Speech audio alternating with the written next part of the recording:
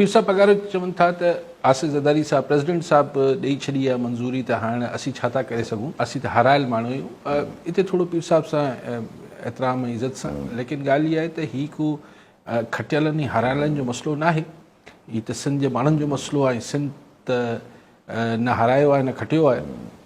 सिंध त अगरि मैदान में लहंदी त पोइ हीअ पार्टीज़ ऐं शख़्सियत पोइ को मैटर न कंदियूं।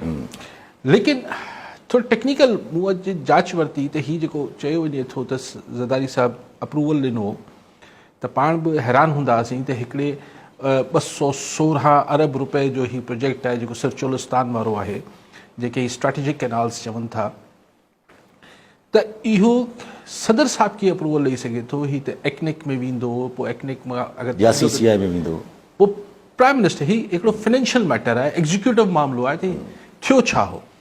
त ॿुधायो वियो त अगस्त सितंबर में ग्रीन पाकिस्तान इनिशिएटिव जेको आहे, जंहिंजे तहत ही कॉर्पोरेट फार्मिंग सॼो आहे, इन जो हिकिड़ो इजलास थियो प्रेसिडेंट साहब वटि। उन में सभु शयूं डिस्कस थियूं, हुन जा मिनट्स जेके आहिनि उन में इहो बि डिस्कस थियो त भई हीउ इरसा में हीउ जेको एक्ट में तरमीम वारी ॻाल्हि हुई त हिकिड़ो चीफ रोटेशन में इरसा चेयरमैन न रहंदो, हिकिड़ो चीफ एग्जीक्यूटिव थी वेंदो, प्राइम मिनिस्टर रखंदो। हुन चीफ एग्जीक्यूटिव खे इहे इख्तियारात हूंदा इरसा खे त कहिड़े बि कैनाल खे स्ट्रेटेजिक कैनाल करार ॾेई ऐं हुनजे लाइ पाणी अलोकेट करे सघे, ऐं जेके बेपनाह इख्तियारात जी ॻाल्हि थी हुई। ऐं हुन में हिन कैनाल्स जो बि ज़िक्र थियो जंहिंमें चोलिस्तान ऐं थल कैनाल 2 वग़ैरह शामिल आहिनि। त उहे मिनट्स आहिनि। हाणे उन ॻाल्हि खे एतिरा महीना गुज़री विया आहिनि, अञा ताईं पीपल्स पार्टी या ऐवान सदर हुनजी तरदीद न कई आहे त अहिड़ो को इजलास ज़रदारी साहब वटि न थियो। टेक्निकली हुन में इजलास में जे मिनट्स में बि जेके ज़रियनि वटां ख़बर पए थी त उन में का मंज़ूरी न आहे, उन में डिस्कशन आहे। लेकिन ज़रदारी प्रेसिडेंट साहब जी ही नॉलेज में हो, प्रेसिडेंट साहब हुते छा मौक़िफ़ रखियो छा न रखियो उन में, ऐं हू ऐवान सदर में थियल इजलास जेको आहे उनजी कानूनी तरह आइनी तरह को बि जेको आहे हैसियत न आहे त हू को प्रोजेक्ट्स खे फाइनलाइज़ करे मंज़ूरी ॾेई सघे। सोली सिंधी में ऐवान सदर आइन ऐं कानून मूजिबि, चाहे ज़रदारी साहब वेठो हुजे, कल सुभाणे को ॿियो वेठो हुजे, ऐवान सदर कंहिं प्रोजेक्ट जी मंज़ूरी नथो ॾेई सघे। लेकिन ऐवान सदर में पोइ इजलास छो थियो ऐं डिस्कशन्स छो थियूं, जॾहिं हुते सदर साहब वटि को इख्तियार ई न आहे, त उनजो सबबु सिर्फ़ु सिंपल इहो आहे त हिन प्रोजेक्ट्स जी मुखालफ़त ॿिनि सूबनि मां थियणी आहे, घणे भाङे सिंध मां ऐं ऑफकोर्स बलूचिस्तान पारां थियणु खपे।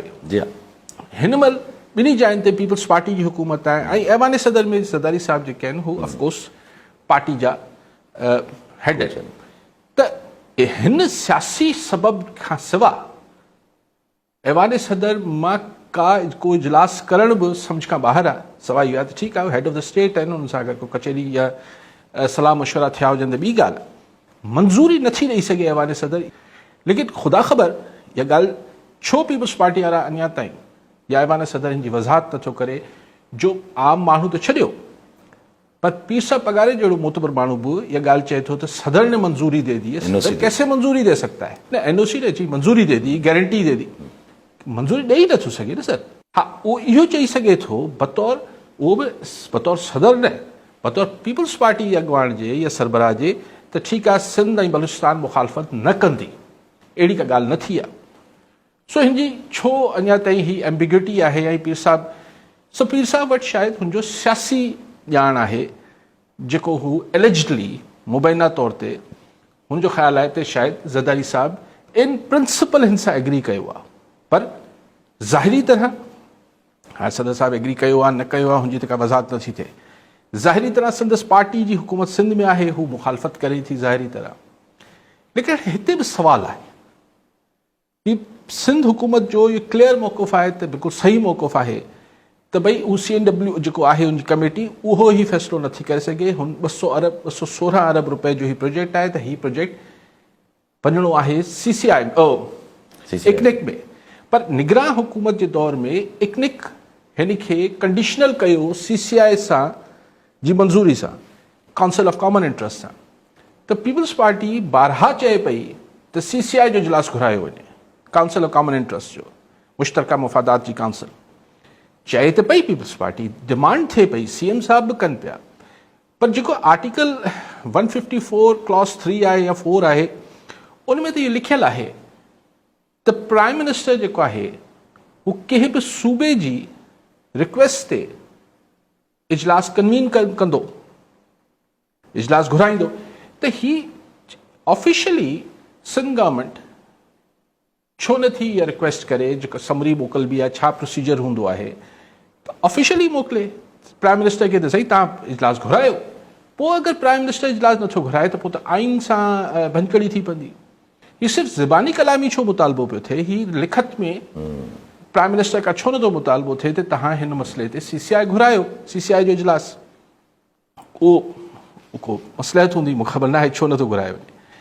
लाइकवाइज़ अॼु सेनेट में श्री रहमान साहब अगेन पीपल्स पार्टी जी सेनेटर आहिनि, हुननि कॉल अटेंशन मोशन पेश कयल हो, उनजो 16 नंबर ते मूं हीअं ॾिठो उनजो एजेंडा सेनेट जो। अॼु उहो डिस्कशन थियणी हुई ऐं पर हू न थी सघी डिस्कशन, छाकाणि श्री साहिबा जी हा मौजूदु न हुयूं सेनेट में, ऐवान में न आयूं, को ज़रूरी कमु थी पियो हूंदो। ऐं कंहिंजी नियतनि ते कुझु नथो चवां, पर एतिरो इम्पोर्टेंट मामिलो हो ऐं सेनेट में जॾहिं हू टेकअप थी वियो त डिस्कशन चेयरमैन अलाउ करे छॾी त हुते डिस्कशन थिए। त अगरि श्री रहमान साहिब अॼु अचनि हा सेनेटर त शायदि उते पोइ सरकारी मौक़िफ़ साम्हूं अचे हा त हू छो नथा CCI घुराइनि। हू इहे पंहिंजे मुंहुं ई हिकिड़ो एतिरो पैनिक क्रिएट करे छो वेठा आहिनि। हिकिड़ो आम माण्हू को तव्हां असां जहिड़ो माण्हू चए पियो न पियो चए, उहा हिकिड़ी अलॻि ॻाल्हि आहे, पर अगरि पीर साहिब पघारो चए थो त ज़रदारी साहिब प्रेसिडेंट ज़रदारी मंज़ूरी ॾिनी आहे, जेको टेक्निकली मुमकिन न आहे, कानूनी तरह मंज़ूरी नथो ॾेई सघे सदर साहिब, चागुड़ो सदर हुजे या ईंदड़ सदर हुजे या हाणोका सदर हुजे। लेकिन छाकाणि त मामिलो सियासी आहे, सियासी सां मुरादी आहे त पीपल्स पार्टी जी सिंध में हुकूमत आहे, त हुन महिल हिन मामले खे जेतिरो छो नथा क्लैरिफाई करे वठनि ऐं हिकिड़ो दफ़ो हिकिड़ो लेटर लिखनि प्राइम मिनिस्टर खे रिक्वेस्ट के भई CCI जो इजलास घुरायो वञे। भई अगरि क़ौमी असेंबली में इंटरनेट जी बंदिश ते पीपल्स पार्टी शदीद एहतजाज करे सघे थी, कल वज़ीर न आया क़ौमी असेंबली में त पीपल्स पार्टी वॉकआउट कयो, बिल्कुलु ठीकु आहे, त पोइ कैनाल्स ते छो नथी वॉकआउट करे वठे पीपल्स पार्टी? क्लैरिटी अची वेंदी न सर, जी हा जी हा, क्लियर प्रेशर ईंदो न। छाकाणि त पोइ पीर साहिब पघारो अगरि इहो चए थो त ही सिंध इन करे ॾिनी वई आहे ज़रदारी साहिब खे या पीपल्स पार्टी खे या जीअं उहो पघार साहिब चवनि पिया, आउं न पियो चवां, त भई हितां ही मामला थियणा आहिनि त हिन सां हिकिड़ा आईब्रोज रेज़ थियनि था ऐं शक शुबा वधनि था। सो मुंहिंजे ख़्याल ते पीपल्स पार्टी खे आउं उमीद थो कयां त हू हिन ते क्लियर स्टैंड वठी ऐं हिन ते अहिड़ो ई एहतजाज कंदा जहिड़ो ॿियनि इशूज़ ते कनि पिया। क़ौमी असेंबली जो बाइकआउट बि आहे, सेनेट में हिन खे वरी थी सघे थो ऐं प्राइम मिनिस्टर खे CCI घुराइण लाइ ऑफिशियली लिखी सघिजे थो।